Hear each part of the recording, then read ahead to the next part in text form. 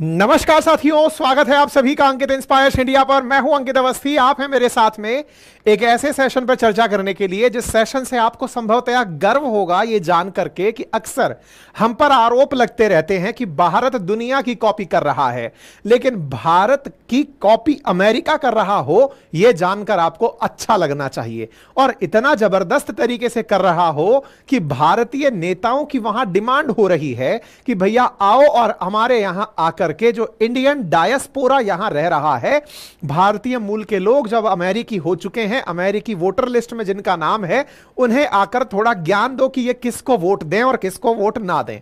बड़ा ही interesting analysis है। इस इंटरेस्टिंग एनालिसिस को रीड बिटवीन लाइन करने का प्रयास कीजिएगा।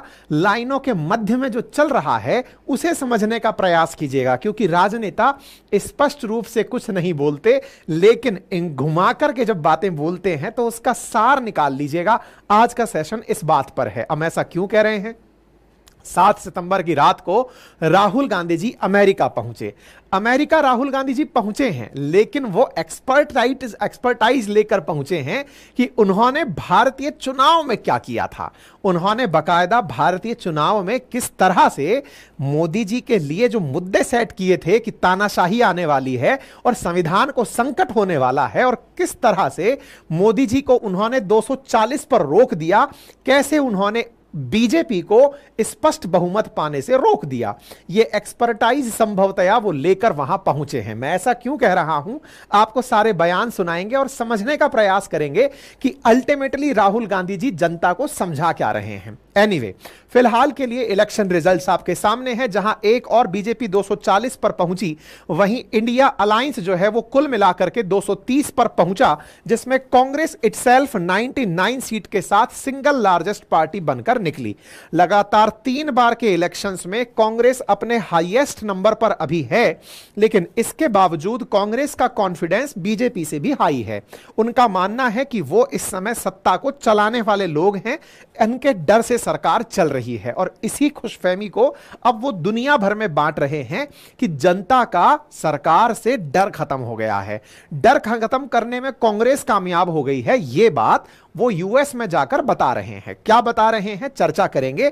कैसे बता रहे हैं कि संविधान की रक्षा की हमने, कैसे संविधान को बचा लिया और अमेरिका में संविधान पहुंचा दिया, उसकी चर्चा करेंगे।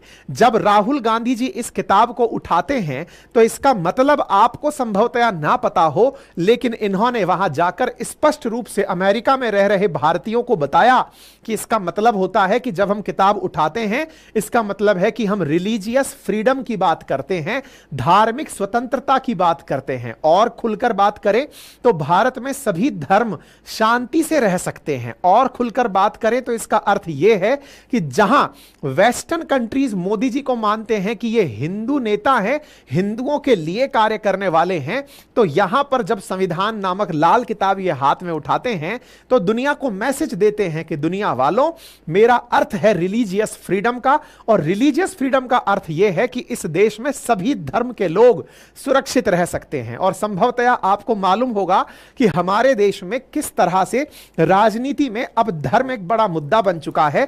मुस्लिम वोट अपने आप में एक वोट बैंक बन चुका है, और अपने देश की बात नहीं है, अमेरिका में भी यह इसी तरह से ट्रीटमेंट पा रहा है। इसीलिए तो मैं कह रहा हूं कि भारत से निकला मुद्दा अब अमेरिका में झंडे गाड़ रहा है। कैसे गाड़ रहा है उस पर चर्चा करते हैं। तो देखिए, राहुल गांधी जी ने अक्सर एक बात बहुत अच्छे से कही है कि प्रधानमंत्री मोदी की जो नेचर है वो तानाशाही के समान है, ब्रिटिशर्स की तानाशाही के समान है, और उस तरह से उन्होंने आजकल तानाशाही को चला रखा है। और आपको मालूम है कि इलेक्शन टाइम में जो 2 बहुत बड़े टाइटल हमारे देश में चले थे, इलेक्शन रिजल्ट आने के बाद अचानक गायब हो गए।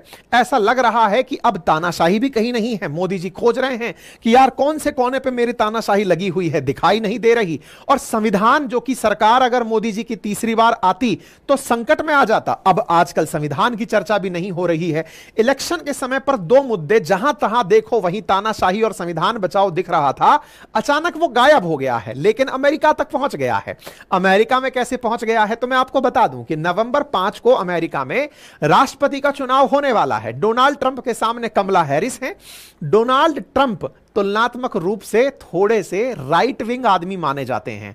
जैसे अपने देश में राइट विंग पार्टी कहा जाता है जो हिंदुओं की बात कर रही है, यानी मोदी जी वाली पार्टी को, और अमेरिका में ट्रंप वाली पार्टी को राइट विंग पार्टी माना जाता है। मतलब इस तरह से लोगों ने, अब आप स्पष्ट रूप से पार्टियों को यह कहते हुए नहीं पाएंगे, हां लेकिन हमारे देश के अंदर तो खूब चला था, जो राम को लाए हैं अब वो मोदी जी को लाएंगे। तो ऐसे में भाई साहब पूरे देश में जिस प्रकार से धर्म से राजनीति हमारे देश में कनेक्ट हुई थी, अमेरिका में ऐसे ही अमेरिकी फर्स्ट की नीति की चर्चा दबा के होती है। ट्रंप को माना जाता है कि ये अमेरिकियों के समर्थक हैं। वहीं कमला हैरिस को माना जाता है कि ये प्रवासी आ रखे हैं, वो मुस्लिम राष्ट्रों से आ रखे हैं, ईरान से आ रखे हैं, भारत से आ रखे हैं, अफगानिस्तान से आ रखे हैं, भारत से भी बहुत से लोग जो दुनिया भर के गए हुए हैं, उसमें मुसलमानों की बड़ी तादाद है। इन्हें माना जाता है कि ये प्रवासियों की पक्षधर हैं। जैसे भारत के अंदर जैसे बांग्लादेशियों की समर्थक पार्टी और बांग्लादेशियों की विरोधी पार्टी। पश्चिम बंगाल के बारे में जब चर्चा करते हैं तो अक्सर निकल के आता है कि ममता बनर्जी जो हैं वो बांग्लादेशी घुसपैठियों को, उनको लेकर के थोड़ा नरम भाव रखती हैं। जैसे सीएए के समय पे उन्होंने कहा था कि अगर मुसलमानों को भी आने देते हो तब तो मैं सीएए का समर्थन करूंगी, और वहीं बाद में जब बांग्लादेश में दिक्कत होने लगी तो कहने लगी कि अगर कोई शरणार्थी मेरे यहां आता है तो उसे मैं शरण देने के लिए तैयार हूं। मतलब इस तरह की जो वोट बैंक पॉलिटिक्स है वो अमेरिका में भी अब खुलेआम चल रही है। ऐसा मैं क्यों कह रहा हूं? मैंने आपको कुछ दिनों पहले एक सेशन किया था, हालांकि उस सेशन पर हमें बहुत ज्यादा रिपोर्ट कर दिया लोगों ने, हमारा वो सेशन ज्यादा उठा नहीं। आजकल हमारे चैनल पर लोग बहुत ज्यादा अपना प्यार बरसा रहे हैं। आप लोगों से अक्सर ये गुजारिश रहती है कि ऐसी चीजें जब आती हैं आप थोड़ा शेयर कर दिया करो, क्योंकि आप लोग शेयर करने में भले ही कष्ट कर ले, लेकिन जिन्हें हमसे नफरत है वो हमारे सेशन को किसी जगह कंप्लेंट करने में चूकते नहीं है, वो इसको किसी तरह से मतलब नुकसान पहुंचाने से नहीं चूकते हैं, है ना। तो आप लोग थोड़ा मजबूती से जब कंटेंट सुन रहे हो तो थोड़ा कष्ट उठा लिया करो, खर्चा नहीं आता है इसमें। ऐसे में मैंने आपको एक सेशन करके 4-5 दिन पहले बताया था और यह कहा था कि ट्रंप ने ट्विटर पर एक फोटो साझा करते हुए यह साझा किया था और कहा था कि अगर कमला आती हैं तो इस तरह से, ये कैप वाले लोग दिखाने का अर्थ था कि मुसलमानों को दिखाना, और वो मुसलमानों को दिखाकर कह रहे थे कि आपका झंडा जलेगा अगर ये लोग आते हैं। तो ट्रंप का यह बयान बहुत वायरल हुआ था और यह एक तरह से पोलराइज करने के लिए था कि यदि कमला आती हैं तो आपके यहां पर इस प्रकार से हेल्थ केयर के अंदर इल्लीगल लोगों का प्रवेश हो जाएगा। अगर कमला आती हैं तो आपके यहां पर कोई भी महिला सुरक्षित नहीं बचेगी। इसका मतलब इनका सीधा था कि ये अमेरिकी लोगों के दिमाग में ये बिठा रहे हैं कि अगर कमला आती हैं तो किस तरह से इस्लाम का बोलाबाला बढ़ जाएगा। अब हमारे देश में भी अगर आपने पूरी तरह से चुनावों को देखा हो तो एक तरह से बीजेपी को भारत में हिंदू पार्टी माना जाता है, हिंदुओं का पक्ष लेने वाली पार्टी, जो कि पार्टियां कभी नहीं बोलेंगी। यह ध्यान रखना, हमारे संविधान के अनुसार हमारा देश सेक्युलर है और सेक्युलर में कोई पार्टी किसी धर्म विशेष की पार्टी नहीं है। भले ही धर्म के नाम पर पार्टियां हमारे यहां मुस्लिम लीग जैसी हों, लेकिन उसके बावजूद भी धर्म के नाम पर राजनीति कोई नहीं करेगा। लेकिन फिर भी सब लोग अपने अपने हिसाब से कर ही लेते हैं। राम मंदिर हमारे यहां इलेक्शंस में बड़े मुद्दों में से एक रहता है। ऐसे में जब बीजेपी का हिंदू पक्ष दिखाई देता है तो अपोजिशन की तरफ से कांग्रेस मुस्लिम वोट बैंक का एक साथ लीडर बनकर निकलती है। वहीं समाजवादी पार्टी हो, बहुजन समाजवादी पार्टी हो, जेडीयू हो, आरजेडी हो, ये सब लोग कहीं ना कहीं इन पैचेज को पकड़ने का प्रयास करते हैं जो हिंदुओं से अलग हैं। यानी एक प्रकार से दूसरे धर्म के लोगों को एक साथ लेकर चलना। दूसरे धर्म के लोग हमारे देश में कब सुरक्षित होंगे? हमारे देश में तब सुरक्षित होंगे जब हमारे देश में रिलीजियस फ्रीडम बहुत अच्छे से रहेगी। रिलीजियस फ्रीडम रहने का अर्थ क्या है? इसका मतलब यह है कि हमारा संविधान पूरी तरह से उस मूल अधिकार की पालना में रहे जो रिलीजन के अंदर स्वतंत्रता देता हो। इसीलिए राहुल गांधी जी ने यहां जाकर भाषण दिया है और उसमें कहा है कि जब मैं ये संविधान उठाता हूं, इसका अर्थ होता है रिलीजियस फ्रीडम।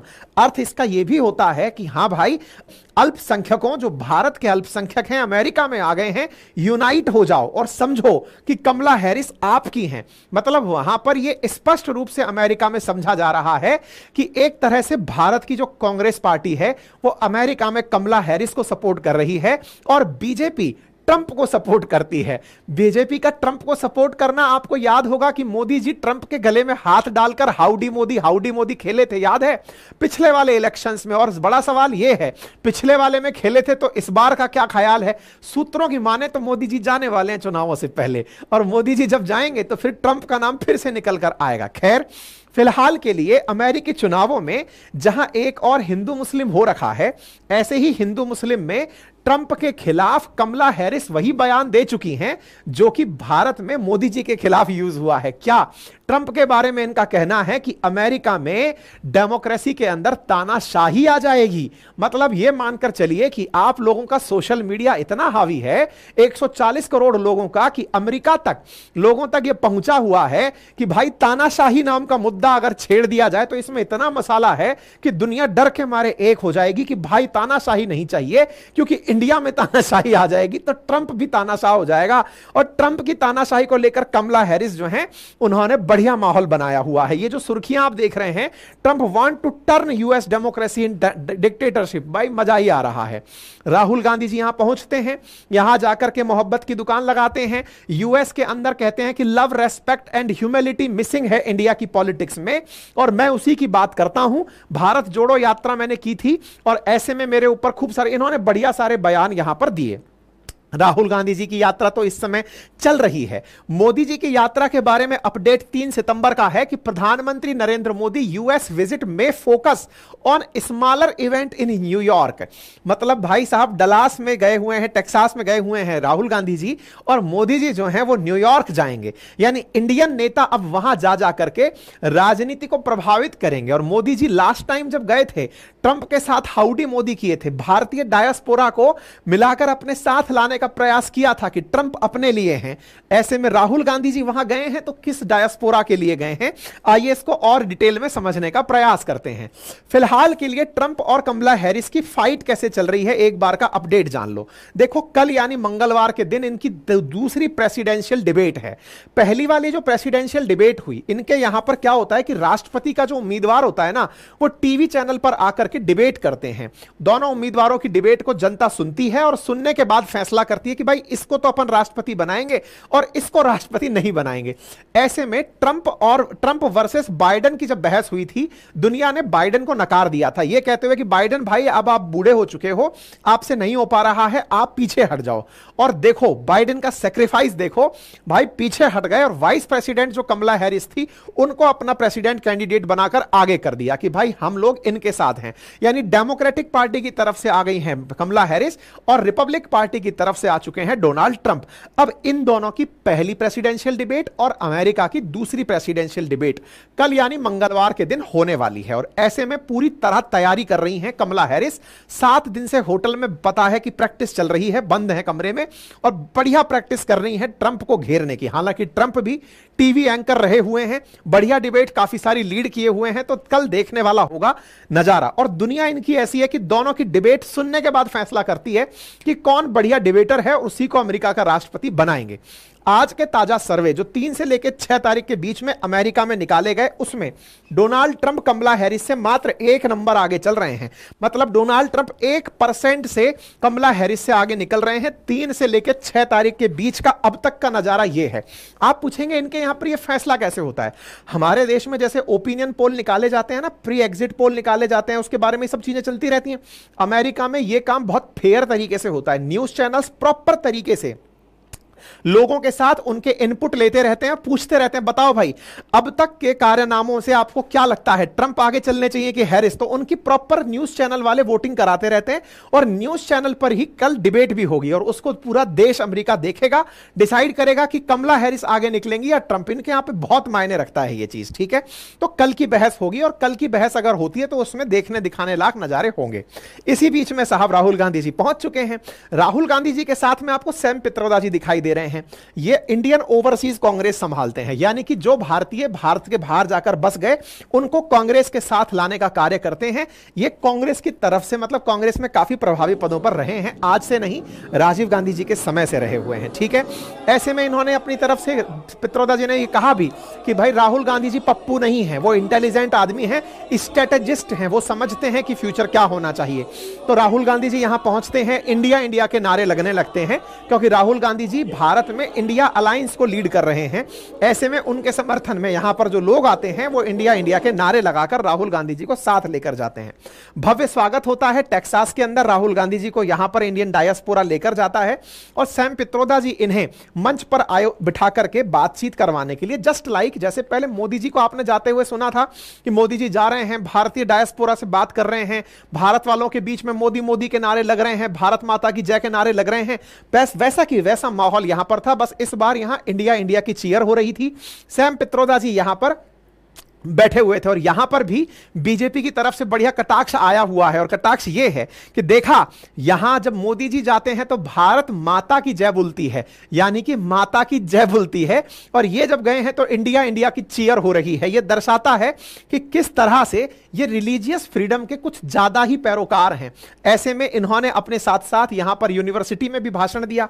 इन्होंने यहां पर प्रॉपर तरीके से कार्यक्रम में पहुंच करके यूनिवर्सिटी ऑफ टेक्सास में भारतीय छात्रों के बीच पहुंच करके बताया कि चाइना कैसे अमेरिका से आगे निकल रहा है और धीरे धीरे भारत कैसे आगे निकल सकता है।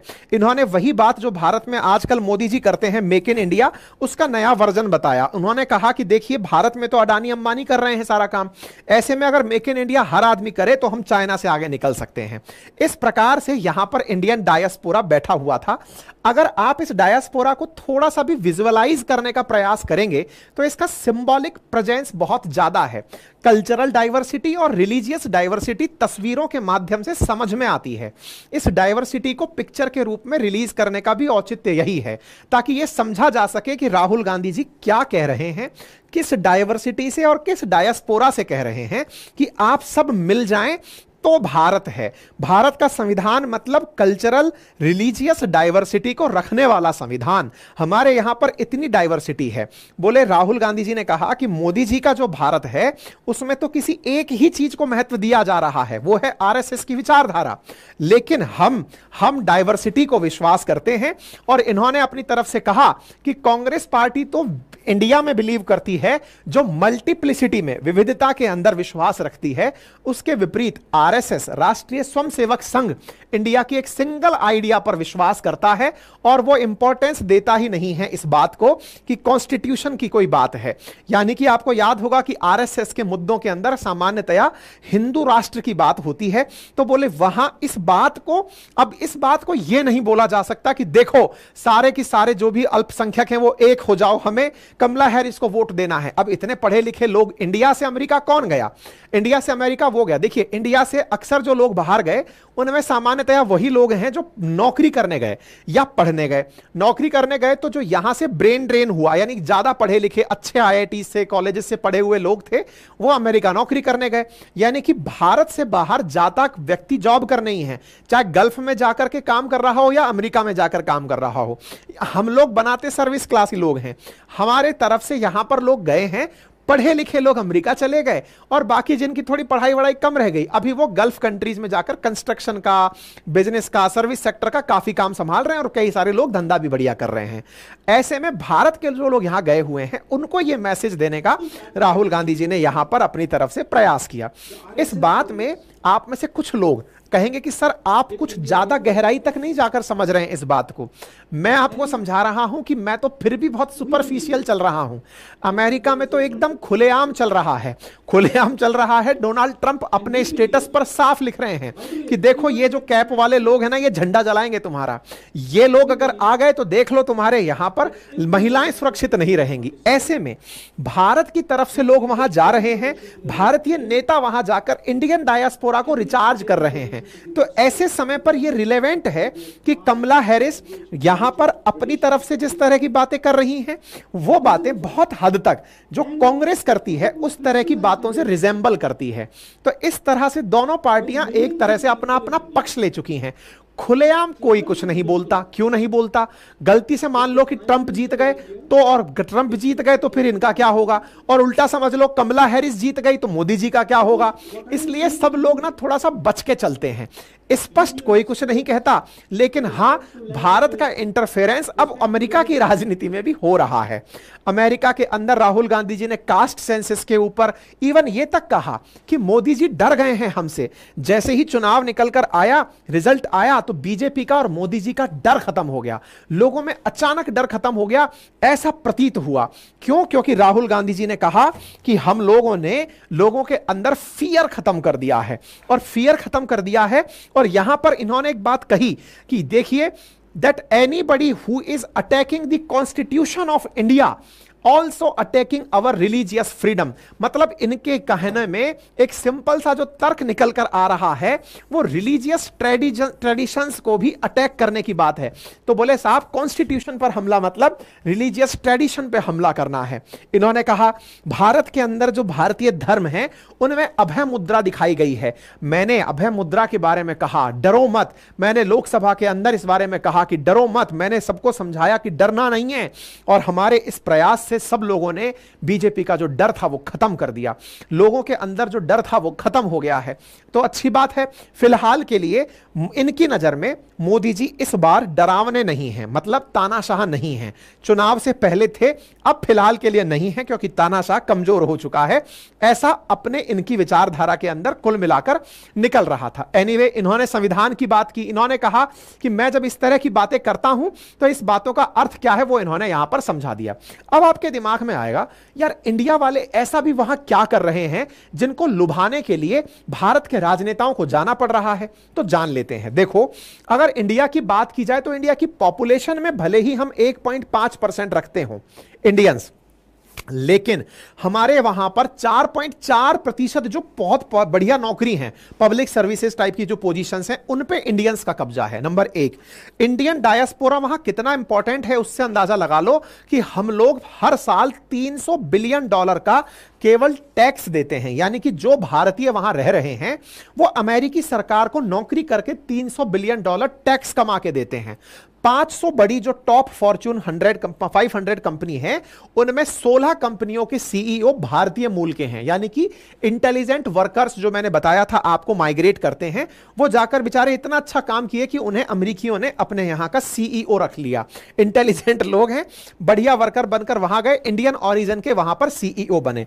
और आजकल जो यहां यूनिकॉर्न बन रहे हैं, यानी $1 बिलियन से ऊपर के जो स्टार्टअप हैं, उनमें 648 में से 72 यूनिकॉर्न अमेरिका में ऐसे हैं जो कि भारतीय मूल के अमेरिकी, जो कि भारतीय मूल के थे, जो वहां पर गए उन्होंने बनाए हैं। और उन्होंने में से 55,000 ऐसे हैं जो कि 55,000 लोगों को ये लोग यहां पर नौकरी देकर चल रहे हैं। इतना ही नहीं, भारत के लोग वहां जाकर जो पढ़ रहे हैं, इंटरनेशनल स्टूडेंट जो अमेरिका में पढ़ने जा रहे हैं, उनमें से 25% केवल भारत के हैं। लगभग 2,70,000 टॉप एकेडमिक इंस्टीट्यूट्स के जो इंडिया के बच्चे हैं वो वहां पर पढ़ने के लिए गए हुए हैं। 20% जो इंडिया के यूनिकॉर्न हैं या स्टार्टअप्स हैं, उनमें अमेरिका से पढ़कर आए हुए बच्चे बढ़िया पोजीशंस पर काम कर रहे हैं।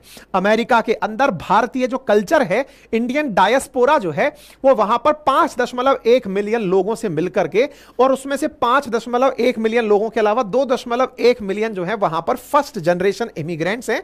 उनकी वजह से सब लोग यहां पर जाते हैं। मतलब भारत के लोग अमेरिका में काफी इंफ्लुएंशियल हैं, काफी ज्यादा टैक्सेशन दे रहे हैं, उनकी वजह से काफी ज्यादा चुनाव प्रभावित हो सकते हैं। भारत में जैसे मैंने आपको बताया था कि जो स्विंग स्टेट्स हैं वहां पर इमिग्रेंट्स में मुसलमानों का वोट बहुत मैटर करता है, ऐसे ही इंडियंस का वोट भी बहुत मैटर करता है।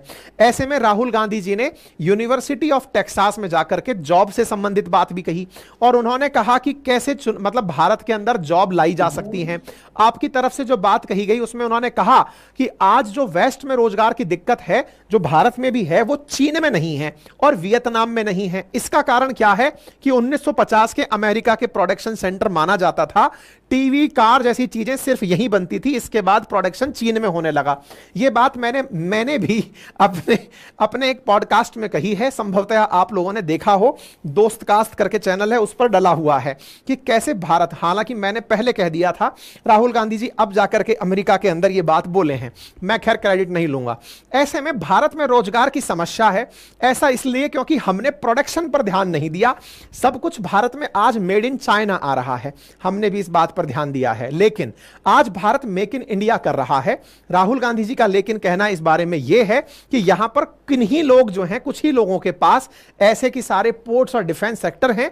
अगर ये सब लोगों के पास हो तो भारत भी एक दिन चाइना और वियतनाम की तरह रोजगार दे पाएगा। आपने यह भी कहा कि एआई और रोजगार को लेकर के इन्होंने कहा कि टेक्नोलॉजी आती है तो वो रोजगार को ट्रांसफर करती है, किसी का रोजगार नहीं लेता है। तो इन्होंने यूनिवर्सिटी में भी अपनी तरफ से काफी सारी बातें कही। हालांकि राहुल गांधी जी जब जब विदेश गए हैं भारत में चर्चा का विषय बने हैं। इसी बीच में एक कांग्रेस के सीनियर लीडर और कर्नाटका से deputy CM DK Shivakumar भी अमेरिका की यात्रा पर हैं। सोशल मीडिया पर तो यह भी जानकारी उड़ने लगी कि आप वहां जाकर के कमला हैरिस और ओबामा से मिलने वाले हैं। हालांकि इन्होंने साफ मना किया कि नहीं भाई, मेरी प्रॉपर पर्सनल विजिट है, इसलिए मैं अमेरिका गया हुआ हूं। ऐसे में कांग्रेस लीडर सैम पित्रोदा जी, राहुल गांधी जी, डीके शिव कुमार, ये सब अगर अमेरिका में हैं तो आपको संभवतया यह समझ में आए कि किस तरह से भारतीय मूल के लोग अमेरिका में हैं और उनका चुनाव में क्या महत्व है, यह समझ में आता है। ऐसे में अगर आपको यह पता हो कि मोदी जी भी कुछ दिनों के बाद अमेरिका जाने वाले हैं और न्यूयॉर्क में छोटी छोटी यूनिट्स में बात करने वाले हैं, और अमेरिका में गुजराती भी काफी इन्फ्लुएंशियल हैं और मोदी जी के एक छत्र मतलब आदेश की पालना में है कि बताइए मोदी जी क्या करना है। ऐसे में भारतीयों का चुनाव में बड़ा रोल रहता है। जैसे अभी की न्यूज देखें आप तो न्यूज यह है कि जो हिंदू ग्रुप हैं उन्होंने डोनाल्ड ट्रंप को एंडोर्स कर दिया है कमला हैरिस की तुलना में कि हम यूएस प्रेसिडेंशियल इलेक्शन में डोनाल्ड ट्रंप को वोट देंगे। तो इधर देखिए, हिंदूज और America first, Hindus for America first नाम का एक ऑर्गेनाइजेशन है। उस ऑर्गेनाइजेशन ने अपनी तरफ से अनाउंस कर दिया है कि हम डोनाल्ड ट्रंप के साथ हैं और हम कमला हैरिस को वोट नहीं देंगे। यानी एक प्रकार से यहां पर भी हिंदू मुस्लिम हो चुका है, तानाशाही यहां पहुंच चुकी है, संविधान बचाओ यहां पहुंच चुका है, और तो और हमारे नेता पहुंच चुके हैं, प्रधानमंत्री भी वहां पहुंचने वाले हैं। यानी कि अमेरिका जो है वो भारतीयों से पूरी तरह से अब मतलब रस बस गया है। ऐसे में कमला हैरिस जो है वो अपने दादा दादियों की फोटो डाल करके इंडिया को याद कर रही हैं कि देखो मेरे जो ग्रैंड पेरेंट्स थे वो इंडिया के थे और हम लोग जाया करते थे। उन्होंने एक तस्वीर साझा करके वो भी दिखाया है। खैर, ऐसे में कुल मिलाकर के लोगों का कहना है कि अगर ट्रंप चुनाव जीतते हैं तो ऐसी एक नोमुरा ग्लोबल रिसर्च है, उसने आज से 2 दिन पहले कहा कि अगर ट्रंप चुनाव जीतते हैं तो उससे भारत को फायदा होगा। क्यों? तार जोड़ना, मोदी जी हिंदू राष्ट्र वाले आदमी, वो हिंदुओं ने क्या कह रखा है, ट्रंप को समर्थन करना है। ऐसे में ट्रंप और मोदी जी जो है ना वो दोस्त वाली फीलिंग होगी, इसलिए ये भारत के हित में फैसले लेंगे। देखिए, हालांकि ये सब बातें अपन जैसे लोग एकदम सीधा से सीधा निकाल कर लेने का प्रयास करते हैं। डिप्लोमेसी इतनी भी आसान भाषा में नहीं होती है। बहुत सारे राष्ट्र अध्यक्ष ये बात अच्छे से जानते हैं कि किस पार्टी का किस पार्टी के साथ कैसा इंक्लिनेशन होता है। फिर भी देश की तरह से सब देश के राजनेता यूनिट के राष्ट्र को लीड करते हैं तो पूरे राष्ट्र हित को ध्यान में लेकर चलते हैं। राजनीतिक दल चाहे किसी भी प्रकार का फेवर रखते हो, लेकिन प्रयास रहता है कि हम एक दूसरे का पूर्ण ख्याल रखेंगे। बाकी आप इस विषय पर क्या सोचते हैं, अपनी राय जरूर रखें और गुजारिश रहेगी भैया चैनल को सब्सक्राइब कर लें। आप सबसे सब्सक्राइब करने के नाम पर कोई बहुत ज्यादा कष्ट नहीं करवाया जाता है, बस एक क्लिक का बटन दबाना है, उसको दबा दीजिए। उसमें 0.17 सेकंड का समय लगता है, उसे दबाइए और बढ़िया से आने वाले समय में जो अपडेट्स हैं उनसे अवगत हो जाइए। साथियों से भी साझा करिए। बाकी हमारे चैनल पर बने रहें, हमारी वेबसाइट अपनी पाठशाला.com रेगुलर विजिट करते रहें। हमारा एप्लीकेशन अपनी पाठशाला के नाम से है, जिसका लिंक कमेंट बॉक्स में पिन किया हुआ है। वहां जाकर के हमारे जो कोर्सेज हैं RAS के लिए, GA फाउंडेशन के लिए, उसे ज्वाइन कर लें। साथ ही साथ में हमारी टेस्ट सीरीज जो अपनी पाठशाला वेबसाइट पर है उसे ज्वाइन कर सकते हैं। हैंड रिटन नोट्स घर बैठे हुए आप मंगा सकते हैं। फिलहाल के लिए इतना ही। अपना ख्याल रखें। बहुत बहुत धन्यवाद।